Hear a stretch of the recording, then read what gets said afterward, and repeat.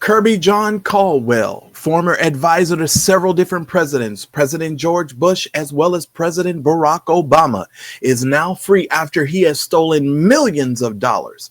I'm the person who brought you this story first, and I'm going to give you my commentary, and you do not want to miss this video.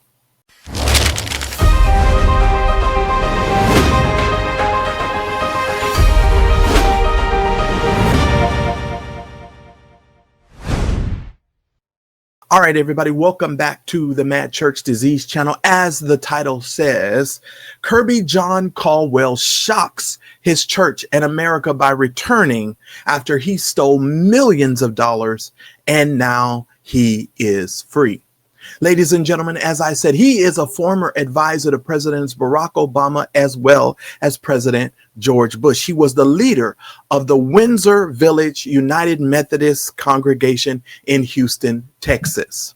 He returned recently to actually take back over the church, or as some of the people in his congregation are saying, to use his gifts in order to, take over the church. At this particular point, ladies and gentlemen, he's been released from prison, and after serving a part of a 6-year sentence for his role in a multi-million-dollar scheme and fraud that involved historical Chinese bonds. He paid full restitution for the victims, but is he actually really sorry for what he's done? You may not be aware, but I've actually covered this story about 4 years ago when he originally went into prison. This has been an amazing story, and I think sometimes people are amazed at my take on this particular story, but I want to kind of take you guys back and sort of bring you present.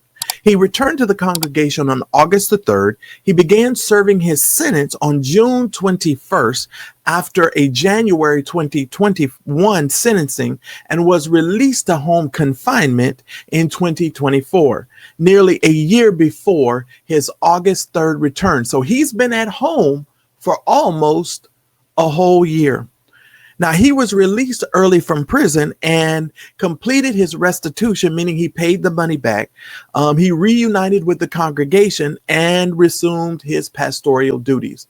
But since I covered this story, I want to take you guys back, and then I want to bring you present so you have a full understanding of what's going on. And then I'm going to give you guys the rest of my commentary. Roll the clip. And we're talking a little bit about the gospel of greed. Kirbyjon Caldwell has been found guilty, and he will be in prison. This comes on the wake of him pleading guilty to wire fraud and also defrauding investors. 2 years after he was indicted on the charges, Pastor Kirbyjon Caldwell was sentenced to 6 years in prison. He is a Houston Megachurch pastor, and he's been sentenced to a whole 6 years after pleading guilty to wire fraud and defrauding investors. Court papers show that the pastor and his investment advisor sold nearly $3.5 million in worthless pre-revolutionary Chinese bonds to the elderly and also to the vulnerable investors that they took the money from. Caldwell was the pastor of the Windsor Village United Methodist Church and was a spiritual advisor to President Barack Obama as well as George W. Bush. When this case was first charged, the pastor tried to convince folks that these bonds were worth something or would be worth something at a later time. It seems to me that this is a case of a dude who just got greedy. According to federal prosecutors, Caldwell worked alongside Shreveport investment advisor Gregory A. Smith, convincing victims to invest in bonds that had already lost their worth. He made a bad decision, chose to do business with the wrong people. It went badly. Since pleading guilty last year, Caldwell has paid back nearly all money to those who were scammed. We believe his efforts, which were extraordinary, to make the victims whole, combined with his record of service, should weigh a lot. In a statement from the church, they add, as a direct result of his servant leadership, 980 part-time and full-time jobs were created, 250 acres of land have been developed, and more than $168 million in economic value has been added to our community, a historically underserved community. Tonight, the church hoping his sentence can be reduced. Again, we know who he is. We've lived with him. We've lived under his leadership and benefited from his spirit of service. All right, guys, welcome back. And thank you guys so very much for coming to the video. Now, listen, he sits down and he gives this interview with a news station in his local area. And I want to tell you, this is one of the reasons why a lot of preachers should get advice from professionals, because just based on this interview, he should have never sat down with these people. Here's the reason why he should have never sat down with these people. They ask him all sorts of questions, and some of his answers, let's just say, were quite troubling. All right, ladies and gentlemen, let's get into it. So they had a couple of questions that they asked him. They said, well, given what's happened to you, sir, do you see yourself in a different light? And he says, absolutely. I think I'm wiser. I'm smarter. I got a better sense of humor. And I think I'm a little bit more reflective. But we'll be the determination and determining factor of that. Because I got some questions here. He says, I also have a whole lot less money. I'm broke. That's how he started off the interview, ladies and gentlemen, talking about his money. He said they asked him about pleading and defrauding people out of $3.6 million. He says, yes, correct. And I paid all the money back. Now, you guys remember in my first video, I said, you know, a lot of people give sympathy because he says, oh, I paid the money back and because we're Christians. But I said that's sort of the equivalent of a robber robbing you and then coming back 2 weeks later and you walk through your house and they've brought all your furniture back and all your knives and your forks and everything.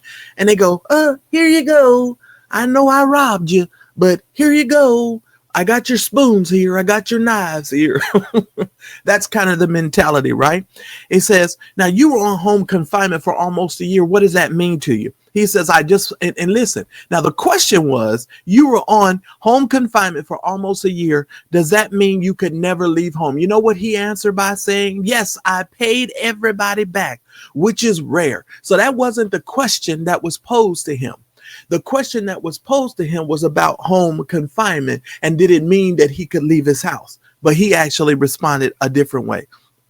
Now, of course, nobody in the church was defrauded, and the guy at the interview started asking him, okay, well, why did this happen? He said, well, I had contracts promising bond purchase, but none had performance dates, so they weren't enforceable. I didn't know this, but I should have known. So listen, he's selling a product. He's selling bonds that would have never been enforceable. Now, here's what I mentioned to you guys in my first video. This guy has an MBA. He worked on Wall Street, so he knew that these bonds from the beginning were no good. Now, he's trying to pretend like he didn't know that they were no good, but this is a highly educated man who had made millions of dollars, you all. So the guy asked him, he said, after the guy asked him, he says, well, you have an MBA and you worked on Wall Street. How could you have not known? Here's his response. Roll the clip. You have an MBA. I do. From a prestigious university. Absolutely. You worked on Wall Street. Exactly, for a year. How could you not know? That's exactly what the courts would have said. Precisely. And not only did I not know, the attorney I had working with me did not know either. So you're saying that you didn't intend to defraud people. You thought they were going to get a return on their investment, and you were fooled. Absolutely. I lost money as well, and a lot of it. That's the story. Well, that's the truth. Mm. Now, isn't that the dumbest answer you ever heard in your whole life? Dumbest answer. He said the courts made the same point. Duh, dude, that's why you went to jail. He says, not only I didn't know, but my attorney didn't know either. Sir, that's not the issue. The issue is you had no. He says, oh, I was fooled and I lost money. Some of his answers in this video should be quite troubling to everybody because it really doesn't show to me a really sign of remorse. It really just shows there's an underlining point of anger here that, you can't really see on its surface level, but he's not yet even fully, in my opinion, taking full responsibility for the stuff that he's done, even though he says I take full responsibility. But these answers do not necessarily, in my opinion, equate to him taking full responsibility. The interviewer says, well, hey, was you trying to sell the bonds? Did you need the money? He said, well, I believe one of the deals would pay off and allow further community investment beyond $75 million that was already done. But that wasn't the question. The question was, why were you trying to sell the bonds? Prosecutor said some of the proceeds went to your personal bills. Listen at his response. Prosecutors said you took out a line of credit and used the money to pay for bills. Your own personal bills. Is that true? I don't recall that. Who said that? I read a report. Not true? I don't know about that. No personal line of credit? You didn't pay mortgages, pay for the house, cars? Nothing? Well, rephrase the question. Rephrase it. Yeah. I did not take out a lot of credit, no. But did you use any of the money? Oh, from proceeds. From the proceeds to pay for your own bills. So that's what my attorney told me. I think some of the money was used to pay one house note, right? And that was a problem. See, so that's the deal.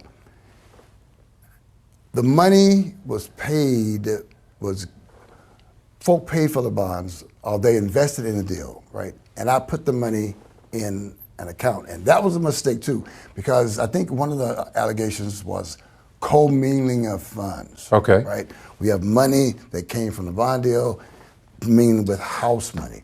That was a mistake. In my mind, I'm thinking, I'm paying everybody back when they ask for the money anyway. So what's the problem? Well, the problem is co-mingling, irrespective of the fact that I was the bank, so to speak, that repaid the people when they asked for the money. It sounds like your explanation doesn't pass a smell test. Well, Do you think that's taking personal accountability? I think not. His answers were quite troubling. Oh, I don't recall taking a personal line of credit. Some money may have been used for one house note, which was my mistake, and co-mingling funds. Now, you guys follow my channel. I talk to you guys about anytime you work in the financial markets, you have something called a fiduciary responsibility. And part of all of our training is co-mingling of funds when you work in the financial sector. You cannot be taking your money and mingling it all together. Okay. That is a part of the deal. And that was his answer. Oh, I don't recall. He says, the guy says, were you being greedy? He says, well, one could argue that because investors were promised 20% returns, but I was also paying people back who were duped. That's not the point. The point is you went around selling some stuff that you knew was fraud, and you messed around and defrauded these people out of $3.6 million. And see, this is the thing that I don't understand. Just because a person is a pastor, just because a person is a leader, does not excuse this type of behavior. And because we're Christians, people deem us to have to just be so forgiving. Even the guy at one point that was being interviewed, he says, well, if you don't have a forgiving heart in this situation, we got to question whether you're saved or whether you love God or whatever the man said. The bottom line is this, ladies and gentlemen, the man defrauded people out of $3.6 million. And now he's broke, and now he's coming back. And they even asked him at one point about him coming back to the pulpit and how the other church members were going to receive him. Here's the clip. It seems the congregation has embraced you and forgiven you. Well, hold the phone.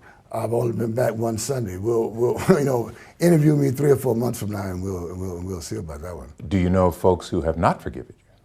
Well, I don't know him personally, but I'm sure there's some.